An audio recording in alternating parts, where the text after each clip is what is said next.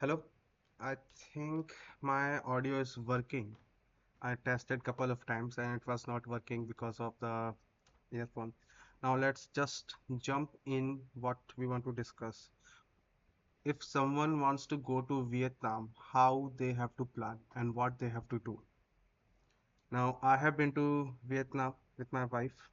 It was a great, I would say, awesome trip. Now the first thing which you have to do, and this is for the Indians only, and may helpful for the other countries people or citizens. Now this is the only website which you have to consider: evisa.gov.vn. You can click on apply now. You can read all those things, and I would suggest you use a screen recorder whenever you do this. And after clicking on it, it will ask you to fill all this information. I'm not sure why my net is slow, but let's wait a couple of seconds. But but yeah, this is the only website which we have to consider. Now, in this website, it will ask you to upload passport front and back. Yeah, here it is. The passport front and the photo, not the back. The passport front and the photo.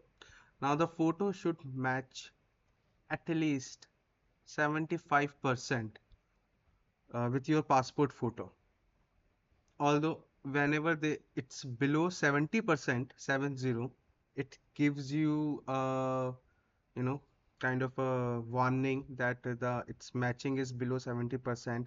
Although it will still accept and you may get the visa, but it's best if you click more photos or update the passport and make sure the photography matches with this. Now you have to fill all these things. Now what you can leave, in the insurance part you can leave, and how much money you are taking, you can keep it as a, you know 2000, 3000. Make sure it's not above 10,000 US dollar, because that may raise a flag. $10,000 is way too much for Vietnam. Not for countries in Europe, but for Vietnam, $10,000 is too much. So 5,000, 3,000, it's enough. You will have a higher chances to, getting the visa. After filling this, it will ask you to pay something around 25 US dollar. Indian rupees में that is 2500 or 2400 रुपए per person.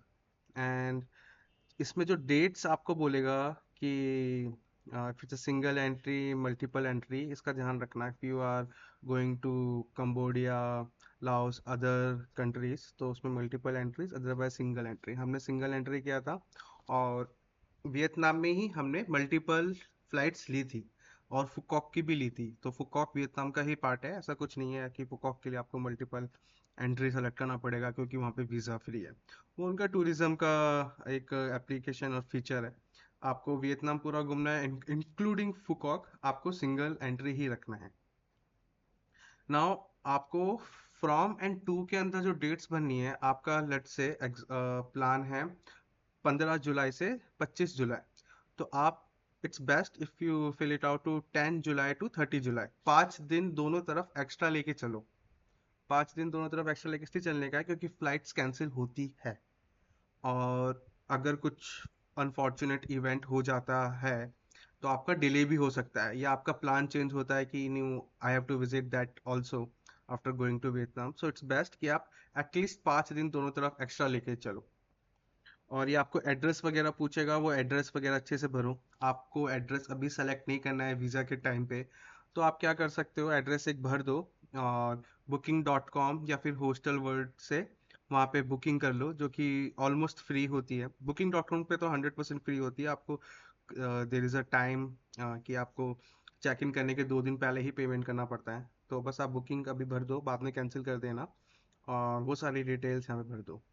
और जहाँ पे भी आपको confusion हो, it's best आप chat GPT और क्लॉड दोनों का यूज़ करो. दोनों का सेम आंसर है, तो इसमें वार्ड वगैरह भर दो, क्योंकि वार्ड वगैरह के अंदर कभी कभी कंफ्यूज हो जाते हैं लोग कि मेरा वार्ड कौन सा है जहाँ पे मैं जा रहा हूँ, वो सब चीज़ें। नाउ वियतनाम में हम जहाँ पे घूमे थे, सेकेंड, या वियतनाम में हम काफ़ी जगह पे घूमे थे, और मैं इसको बोलता हूँ एक बार, give me my itinerary again in short form. I hope कि चैट जीपीटी का लिमिट इशू नहीं आए। हाँ, ये सब आप देख सकते हो, ये सब नॉर्मली चीज़ें हैं। एक नॉर्मल पर्सन जितना ज़्यादा क्वेश्चन करता है उतना ज़्यादा उसका नॉलेज बढ़ता है। I think there is some issue with the net, but anyway. So हम सबसे पहले कहाँ गए थे? हम सबसे पहले हनोई गए थे। हाँ, chat GPT it's not working.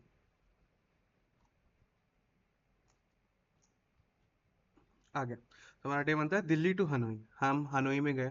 Hanoi में ओल्ड क्वार्टर के अंदर ही लेना है, दूर लेना ही नहीं है। आप बाइक से जा सकते हो, स्कूटी से जा सकते हो, आई नो, अंदर ही लो, क्योंकि वहाँ पे जो वॉकिंग करने का मज़ा आएगा ना। आप दारू पियो, जो भी करना है करो, वहाँ पे वॉक करो, आपको कोई ड्राइविंग का भी इशू नहीं है, और बहुत अच्छे से चलेंगे। एंड एक और चीज़, वियतनाम में लेफ्ट साइड में नहीं ड्राइव करते, राइट साइड के अंदर ड्राइव करते हैं। और फिर उसके बाद देखो, हम दिल्ली से हनोई गए, और हनोई में हमने वहाँ पे बादिन एरिया है, वहाँ पे स्टे किया, लोकल स्ट्रीट कॉफ़ी, सब लाइट फूड, सारी चीज़ें ट्राई करी। खाना बहुत मुश्किल से आपको पसंद आएगा, तो you have to be choosy. ठीक है, ऐसा ही नहीं कि एक बार पसंद नहीं आया तो सीधे इंडियन चले गए। दो तीन बार ट्राई करूँ, may be. Most of the time अगर आप वेजिटेरियन हो, आपको इतना अच्छा नहीं लगेगा, बट कीप ट्राइंग वेजिटेरियन में ही हनोई का खाना। And after day one, day two के अंदर हमने हालोंग बे किया। ना हालोंग बे पर सबसे बड़ा क्वेश्चन होता है कि आपको ओवरनाइट स्टे करना है क्रूज पे, या फिर आपको वन डे ट्रिप करना है। मेरा पर्सनल ओपिनियन ये है कि आप डे ट्रिप ही करो, आप ओवरनाइट नहीं रहो। क्योंकि ओवरनाइट के अंदर आप जाओगे और रात रहेगी दिन रहेगा, इतना कुछ फर्क पड़ेगा नहीं। रात को वैसे भी कुछ दिखता नहीं है, वो लोग फिशिंग विशिंग वो सब चीज़ें करवाते हैं। बट डे ट्रिप बहुत ही सस्ता है। ओवरनाइट आपको अगर क्रूज में जाना है, बहुत बढ़िया सा कमरा विथ बाथ टब चाहिए, तो आपको 19,000 से 20,000 इंडियन रुपीस लगेंगे। एंड हमने किया था डे ट्रिप। बाकी मैंने ओवर नाइट वालों से भी बात किया था, उनका कैसा एक्सपीरियंस था। दे ऑल्सो सेड कि इतना वर्थ इट नहीं है। Day trip is definitely worth it, because day trip was less than 4,000 Indian rupees. 4,000 से कम था डे ट्रिप हालोंग बे का। आपको होटल से पिकअप करते हैं, पूरा लेके जाते हैं वहाँ पे। 2 घंटे का, 1 घंटे का ड्राइव होता है। बढ़िया रोड, वहाँ पे रोड तो इतनी मक्खन है, मेरे को बहुत ही मज़ा आया था रोड्स पे। सो वहाँ से आप जाओगे, और फिर आपको क्रूज पे लेके जाएंगे, और वहाँ पे बफे होगा। मस्त दबा के खाओ, बढ़िया बढ़िया विंडो रहेंगे। छत पे जाओ, जकूजी वगैरह रहेगा। तीन टाइप के रहते हैं, एक बेसिक रहता है, एक मिडल रहता है, एक हायर लग्जरी साइड रहता है। सो हमने हायर लग्जरी साइड किया था, जिसमें जकूजी वगैरह था, वो सब चीज़ें था, शाम को पार्टी वगैरह था। वो 4,000 से भी कम का था पर पर्सन। ठीक है, तो इट्स वेरी वेरी चीप। और उसके बाद हमने डे थ्री में हनोई से हमारा दलंग का फ्लाइट था, 11 बजे का। Now Da Nang, it some Da Nang को बोलते हैं वियतनाम का Miami. Miami it's beach area, जहाँ पे बहुत अच्छी रोड है, अच्छी हवा है, और बहुत बड़ी बड़ी बिल्डिंग्स नहीं है, तो वो, बट दनांग में बड़ी बड़ी बिल्डिंग्स है। और वो काफ़ी अच्छा है, क्योंकि वो बहुत लाइटिंग वाइटिंग करके रखते हैं। आप बाकी वीडियोस मेरे चेक करो, आपको वो दिखेगा कि दनांग के वाले रास्ते पे इतनी खूबसूरत बिल्डिंग्स पे लाइटिंग वगैरह हो रही है, बहुत मस्त। दानांग की बीच बहुत बढ़िया है। मैंने वियतनाम में बहुत सारी वीडियोस डाली है, आप देखना अपने इंस्टा 360 से। गोप्रो का नया नेक्स्ट लेवल। और फिर डे फोर में हमने बाना हिल्स करी है, गोल्डन ब्रिज किया। इसके लिए आप पहले से ही आपको वेदर चेक करना है, क्योंकि अगर वेदर क्लियर नहीं है तो बाना हिल्स और जहाँ पे भी आप जाओगे, गोल्डन ब्रिज बाना हिल्स में ही है, वो ऑलरेडी बहुत ही अच्छा है। बट वेदर अगर खराब होगा तो वो ऑलमोस्ट हाफ मजा आएगा। और बहुत बड़ा है, आपको पूरा दिन चाहिए उसके लिए। ठीक है। और फिर डे 5 में हमने हुई हन में वही है, एक रिवर है जहाँ पे बोट्स होते हैं, लैंटर्न्स होते हैं। But this is again a walking street, आपको एक जगह पार्क करना है, और जब भी पार्क करो उसके multiple photos low Google location on करके, क्योंकि फोटोज में गूगल लोकेशन आ जाता है, आप चेक कर सकते हो कि अच्छा मैंने यहाँ पे ये फोटो लिया था, उसका एग्जैक्ट लोकेशन क्या है। नहीं आता तो गूगल लोकेशन एंड फोटोज दोनों अलग अलग रखो, बट रखो, क्योंकि इतनी सारी बाइक्स होती है, आपकी बाइक गई, घूम गई, तो आपको बहुत पैसा देना पड़ेगा। मैंने काफ़ी अच्छे से ध्यान रखा, मैं बहुत और भी जगह ट्रैवल कर रखा हूँ, तो मेरे को पता है हमेशा स्कूटी लेने से पहले आपको पूरा का पूरा चेकअप वगैरह वो सब चीज़ें करनी होती है। और फिर हुई हन के अंदर हम घूमे, वहाँ पे बहुत सारी शॉपिंग वगैरह भी करी हमने। थोड़ा सा महंगा है हनोई से। हनोई के अंदर हाँ एक और नाइट मार्केट लगता है, उसका भी आप वीडियो देखना। बहुत लंबा मार्केट है, बहुत लंबा स्ट्रीट मार्केट है। सीधी रोड चौराया, सीधी रोड चौराया, सीधी रोड चौराया, सब पता चल जाएगा। वही नाइट मार्केट आप सर्च करोगे हनोई का। वहां से हमने इतने बढ़िया बढ़िया खूबसूरत स्ट्रॉन्ग सूटकेस लिए 1500 के अंदर, और इतनी सारी टी शर्ट्स और पर्स लिए प्राडा वगैरह के, गुची के, लुइस वुइटन के, मेरे को नाम भी नहीं पता थे उन सब के। 1500 के अंदर हमने तीन तीन बैग लिए, ठीक है, 500 ईच। और फिर दनांग इट्स गुड, दनांग में सिटी विटी घूम सकते हो, बट मोस्टली बीच वाला एरिया और हुईहन और लेडी बुद्धा भी है दनांग के अंदर, वो बहुत खूबसूरत है। लेडी बुद्धा में फोटोज बहुत अच्छी आती है। और जब लेडी बुद्धा से वापस दनांग आते हो, जो कि 1 घंटे का भी रास्ता नहीं है, कम ही है, तो वहाँ पे आपको एक ग्रीस थीम्ड कैफे मिलेगा। उसका नाम आपको चाहिए तो मेरे को बताना, मैं कमेंट में डाल दूंगा। वहाँ पे ग्रीस थीम फोटोज इतनी बढ़िया आती है, वो वाइट कलर का पेंट होता है, ब्लू कलर की उसकी बाउंड्रीज होती है, बहुत अच्छा रहता है। फिर हम डे 6 को दनांग टू फुकॉक गए। फुकॉक अलग ही जगह, फुकॉक में शॉपिंग करना बनता है। फुकॉक ऐसा है कि थोड़ा अलग आइलैंड है, आपको फ्लाइट से या फिर बोट से जाना पड़ता है। फ्लाइट से जाओगे थोड़ा महंगा रहता है फ्लाइट, बट वर्थ इट है। हम दिवाली के आसपास गए थे, बहुत लेट वीडियो में बना रहा हूँ, बट काफ़ी अच्छा था वो। और फिर उसके बाद हमने फुकॉक में बहुत शॉपिंग करी। फुकॉक में भी एक नॉर्थ साइड है, एक साउथ साइड है। साउथ साइड में क्या है, उन्होंने बहुत सारी बिल्डिंग बना दी है यूरोपियन स्टाइल की, बट वहाँ कोई रहता नहीं है। वो तुम घूमने के लिए बहुत ही अच्छा है, उसका भी फुल वीडियो है, पूरा मतलब without any cuts complete video है। और हाई स्पीड पे आप मस्त देखो, आपको पूरा आइडिया लग जाएगा। नॉर्थ साइड के अंदर है ग्रैंड वर्ल्ड समथिंग समथिंग, जहाँ पे एक्वेरियम वगैरह है, और वहाँ पे वीनस थीम का वो बना रखा है उन्होंने पूरा एक एरिया। और वो बोट एक करना वर्थ इट है। और उसमें भी बोट के ध्यान रखना, वीनिस एरिया वाला जो बना रखा है उन्होंने नॉर्थ में, उसमें बोट के 2 काउंटर होते हैं, एक स्टार्टिंग में और एक बिल्कुल एंड में। स्टार्टिंग में 100 लोग लगे हुए थे लाइन के अंदर, और एंड में एक बंदा लगा हुआ था लाइन में, और वो आपको आइसक्रीम भी फ्री में देता है विथ टिकट। सो वही वर्थ इट था। और यहाँ पे सारे लोग इतने फ्रेंडली है, क्योंकि इनको पता है कि टूरिज्म से इनकी इकोनॉमी चलती है, सो दे इनकरेज कि और टूरिस्ट आए, तभी उनकी इकोनॉमी चलेगी, पैसा आएगा। So they treat you very good, they behave very good, they are always helpful. फिर फुकॉक में हाँ हाँ विन विंडर्स हम गए थे, नॉर्थ में ग्रैंड वर्ल्ड गए थे, और साउथ में उन्होंने वो पूरा बना रखा है। और केबल राइड्स बहुत अच्छी है, केबल राइड्स आप कर सकते हो, आपके पास टाइम है, उसमें पूरा एक दिन जाएगा। 3 4 बहुत लंबी लंबी केबल राइड्स रहती है, अलग अलग आइलैंड पे लेके जाते हैं। वो करो। स्टार वाला भी एक है, स्टार फिश का भी, उसमें वो कुछ खास नहीं है, स्टार फिश देख सकते हो। और वहाँ पे एक दो हिडन बीचेस भी है जो बहुत खूबसूरत है। एंट्री के लिए 1000 रुपये इंडियन रुपीज लगेगा, that is covered in your पीना और खाना। और वो बहुत खूबसूरत है, साथ में आपको वो कायाकिंग के लिए भी वो भी फ्री में देता है, अगर आप उस बीच पे एंटर करते हो तो। उसका भी आपको नाम चाहिए तो मैं बता दूंगा। चलो मिल ही गया, खेम बीच। हाँ, सनसेट टाउन था जो कि साउथ में था। साउथ में किस ब्रिज भी, और जब हम किस उस पे गए थे कोई भी नहीं था, हमने इतनी प्यारी प्यारी फोटोज ली। फुकॉक फोटोज के लिए, घूमने के लिए अपने पार्टनर के साथ बहुत अच्छा है, अकेले ऑब्वियसली मत जाना, बोर हो जाओगे। और फिर फुकॉक से हम गए होचिमिन। होचिमिन में हमारा पूरा प्लान था दबा के शॉपिंग करेंगे, और होचिमिन के अंदर 3 4 मार्केट लगते हैं, तो उन मार्केट के नाम से मैं बता दूंगा। और वहाँ पे इतने सस्ते सस्ते ऑलमोस्ट ओरिजिनल क्वालिटी के टी शर्ट और शूज, बिल्कुल जॉर्डन एयर के आपको इतने सस्ते शूज मिल जाएंगे।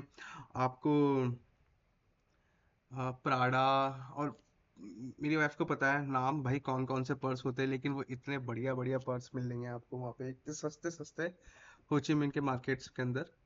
और वहाँ पे हाँ वार म्यूजियम भी है, आपको हिस्ट्री में थोड़ा इंटरेस्टेड तो जाओ, हमने नहीं किया था। और चर्चेस वगैरह भी हैं। हाँ, हनोई के अंदर एक बहुत प्यारा सा चर्च है जो कि यूरोपियन थीम बेस्ड है, या फिर उस टाइम पे बनाया गया था, that's why it's kind of looks very European, बहुत बढ़िया है, ग्रे कलर का। सो ये सारी चीज़ हमने करी, और हमारा टोटल खर्चा आया था आई थिंक, 10 दिन हम रहे थे, और 10 दिन के अंदर हमारा करीब 3 लाख खर्चा आया था, बिकॉज हमने दबा के शॉपिंग करी थी। और एयर इंडिया की फ्लाइट से आने का फायदा ये था कि एयर इंडिया आपको 2 सीट के ऊपर 60 kg का अलाउड करता है, कैबिन चेक इन वो सब मिला के 60+ हो जाता है। और हमको लगा कि और शॉपिंग करनी चाहिए थी, हमको आज तक लगता है और शॉपिंग करनी चाहिए थी, इतनी सस्ती चीज़ें हमको वहाँ पे मिली है। हमको इतनी प्यारी प्यारी चीज़ें मिली है, ये शुगर फ्री वाली कैंडी अभी तक मैंने रखी हुई है अपनी टेबल तक, इतनी प्यारी है ये खा खा के 4-5 पैकेट लेके आया था, अभी भी बची हुई है थोड़ी सी।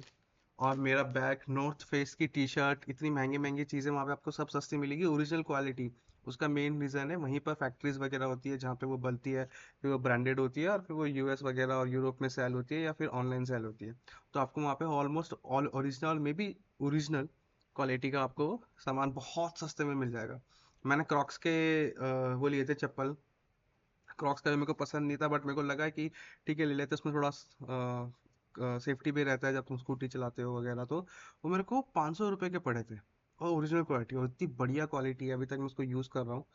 एंड मेरा नॉर्थ फेस का बैग, उसका भी आप वीडियो वगैरह देख सकते हो मेरे बाकी वीडियो में, बहुत बढ़िया बैग है वो भी मैंने 1200 रुपये में लिया था। यहाँ 1500 रुपये का एचपी का सिंपल बैग मिलता है, तो बहुत ही सस्ता है शॉपिंग के लिए तो। सो ये हमारा मोटा मोटा खर्चा आया था फ्लाइट्स पे। फ्लाइट्स पे हमने बहुत ज़्यादा किया था, हम हर जगह फ्लाइट से गए थे। और मेजरली दनांग टू फुकॉक की फ़्लाइट बहुत महंगी थी, क्योंकि दिवाली का टाइम था, बहुत सारे लोग ट्रैवल कर रहे थे।